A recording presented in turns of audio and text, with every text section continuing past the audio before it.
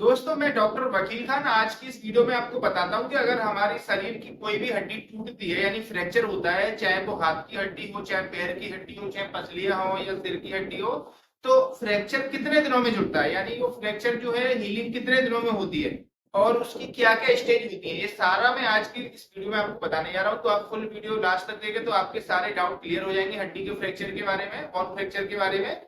तो सबसे पहले मैं आपको बताऊंगा, थोड़ा सा बोन्स के बारे में बताऊंगा कि कौन सी हड्डियों के क्या क्या नाम होती है। तो जैसे हाथों की हड्डी देखें तो ऊपर जैसे ये आपको सबसे पहले ऊपर बोन दिख रही है, इसको बोलते हैं क्लेविकल बोन, इसको हंसली बोलते हैं, जैसे आपने सुना होगा। अब इसके पीछे आप देखेंगे तो आपको ये दिखेगा, इसको बोलते हैं स्केपुला, यानी शोल्डर ब्लेड बोला जाता है इसको। और इसमें ये आगे मैंने बताया, इसको जैसे असली या क्लेविकल बोलते हैं, इसको ब्यूटी बोन भी बोलते हैं। अभी ये आपका शोल्डर जॉइंट होता है यहाँ पर, है ना। शोल्डर जॉइंट के कंधे के नीचे की बाजू वाली हड्डी होती है, इसको बोलते हैं उंगली बोन। ये हमारे ये बाइसेप्स ट्राइसेप्स वाले एरिया में आती है बस। अब इनमें से किसी में भी फ्रैक्चर हो सकता है। और नीचे जाएंगे तो एल्बो जॉइंट के नीचे आपको दो हड्डियां होती हैं इधर हमारे इस वाले एरिया में। इसमें अंदर वाली हड्डी होती है छोटी उंगली के ऊपर वाली, इसको बोलते हैं अल्ना बोन। और जो बाहर वाली अंगूठे के ऊपर वाली होती है उसको बोलते हैं रेडियस। तो ये रेडियस होगी, ये अल्ना बोन हो गया, है ना। अब इसके बाद में रिस्ट जॉइंट के नीचे आप जाएंगे तो ये आपको कार्पल बोन दिख रही है। कार्पल के नीचे ये थोड़ी लंबी, जो हाथों में सबसे ज्यादा मेटा कार्पल बोन होता है, ये 5 मेटा कार्पल होती है। और छोटी छोटी हड्डियां हमारी उंगलियों पर डिजिट्स होती है, इनको फेलेजियस बोलते हैं। तो ये हमारे हाथों की हड्डी हो गया। अब इसके बाद में आप पसलियां देखेंगे तो भाई ये 12 पसलियां होती है, 12 रिब्स होती है, इनको रिब्स बोलते हैं। यानी first number, second, third, fourth, fifth, six, seven, ऐसे करके हमारी 12 हड्डियां इधर और 12 पसलियां दूसरी साइड में, 24 टोटल हड्डियां हमारी रिब्स होती है। ऐसे ही सेम उस साइड के हाथों में हड्डी होती है। अब ये बीच में आपको ये दिख रहा है, इसको स्टर्नम बोलते हैं, यानी चेस्ट बोन बोलते हैं। ऊपर जाएंगे तो आपको खोपड़ी दिख रही है, खोपड़ी के नीचे स्कल में बहुत सारी हड्डियां होती है। इसके ऊपर मैंने एक अलग से वीडियो बना रखी है, आप देखना चाहें तो मेरे चैनल पे जाकर देख सकते हैं। इसकी लिंक में डिस्क्रिप्शन में दे दूंगा कि हमारी हड्डी कौन सी होती है खोपड़ी में। इसके बाद में अगर रीढ़ की हड्डियां देखेंगे आप तो हमारी टोटल जो है 26 रीढ़ की हड्डी होती है। वैसे 33 हड्डियां होती हैं रिब्स देखा जाए, लेकिन ये जुड़ के कुछ हड्डियां फ्यूज होकर सिंगल हड्डी बनती है, जैसे मैं अभी आगे आपको बताऊंगा। 7 हड्डी हमारी गर्दन के अंदर उनको होती है, सर्वाइकल बोन बोलते हैं। फर्स्ट रिब, सेकंड, थर्ड, ऐसे sorry third vertebra, first vertebra, second, third, ऐसे 7 हड्डी सर्वाइकल में, गर्दन में। 7 के बाद में जो चेस्ट होती है, थोरेक्स, उसके पीछे हमारी 12 हड्डियां होती है, यानी 12 थोरेसिक हो गई।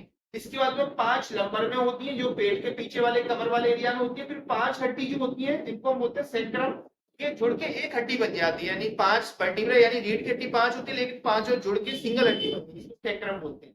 फिर लास्ट में कॉक्सिक्स होती है, टेलबोन बोलते हैं। जैसे लोअर एनिमल्स में ऐसे पूंछ बनती है ना, तो हमारे इंसान की जो पूंछ होती है वो पूरी नहीं निकलती है, अंदर ही होती है, इसको कॉक्सिक्स बोलते हैं। ये 4 हड्डी मिलके सिंगल एक हड्डी बन जाती है, यानी 4 हड्डी इतनी छोटी छोटी फ्यूज होके एक बन गई। तो ऐसे करके टोटल 26 हमारी रीढ़ की हड्डियां हो गई। अब आएंगे हम नीचे, कमर के नीचे। तो हमारी जो पैरों की हड्डियां होती है ये सबसे ऊपर होती है, इसको हम हिप बोन बोलते हैं। ये दोनों दो हिप बोन होती है, राइट साइड लेफ्ट साइड की। अब हिप बोन के बाद में ये कूल्हे का जॉइंट, इसको हिप जॉइंट बोलते हैं। हिप जॉइंट के बाद में फिर जो सबसे पहली हड्डी आती है इसको हम बोलते हैं फीमर। ये बॉडी की सबसे बड़ी हड्डी होती है, लंबी हड्डी होती है, मतलब फीमर, जांग की हड्डी होती है, ठीक है। इसमें फ्रैक्चर होता है लोगों को सबसे ज्यादा जैसे देखने को मिलता है, कूल्हे की हड्डी टूट गई यानी हमारी नेक ऑफ फीमर बोलते हैं, ये वाली एरिया पे नेक बोलते हैं, है ना। इसके बाद में फिर घुटने के सामने एक जो घुटने की कटोरी होती है, इसको हम पटेला बोन बोलते हैं। कभी कभी घुटने में फ्रैक्चर होता है, पटेला में भी फ्रैक्चर हो जाता है। घुटने के नीचे देखेंगे तो हमारी जो काफ मसल होती है उस एरिया में 2 हड्डी होती है, इसमें एक अंदर वाली मोटी, इसको टिबिया बोन बोलते हैं। एक बोन बाहर होती है, इसको फिबुला बोन बोलते हैं, ये फिबुला पतली वाली। इसके बाद में हमारा ये एंकल जॉइंट आ गया। एंकल के बाद में हमारी जो आएंगी यहाँ पर टार्सल बोन, 7 टार्सल बोन होती है। उसके बाद में 5 मेटाटार्सल और फेलेंजेस होती है, 14 हमारी 14, है ना।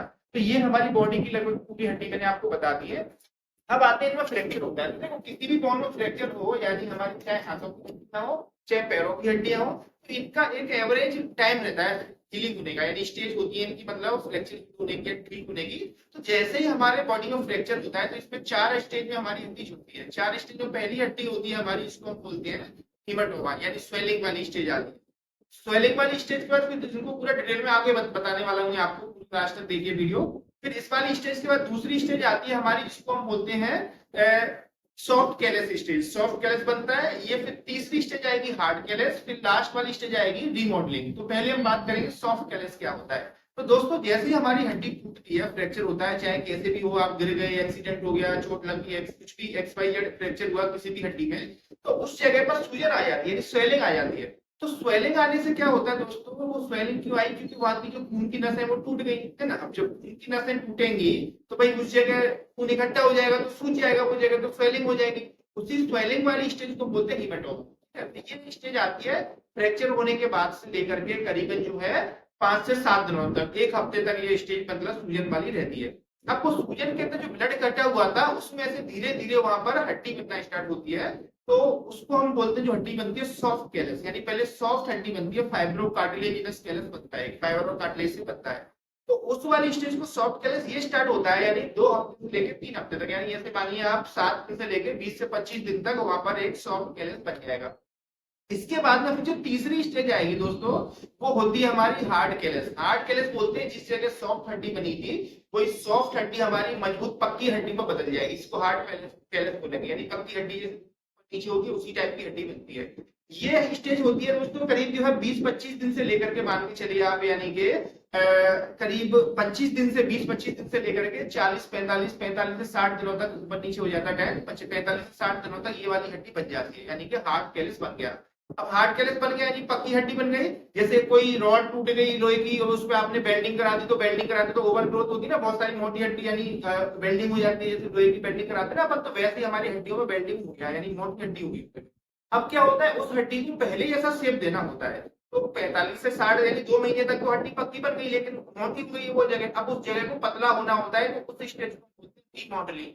अब रीमॉडलिंग क्या होता है कि जैसे जो हड्डी ओवर ग्रोथ की है, तो उसको बाहर से छट के मतलब अलग हट के, मतलब पहले ऐसा शेप आया था, धीरे धीरे कम हो जाती है मोटाई वाली, अंदर बस कैल्शियम मतलब जो हड्डी बनी वेल्डिंग थी वही बस रह जाएगी।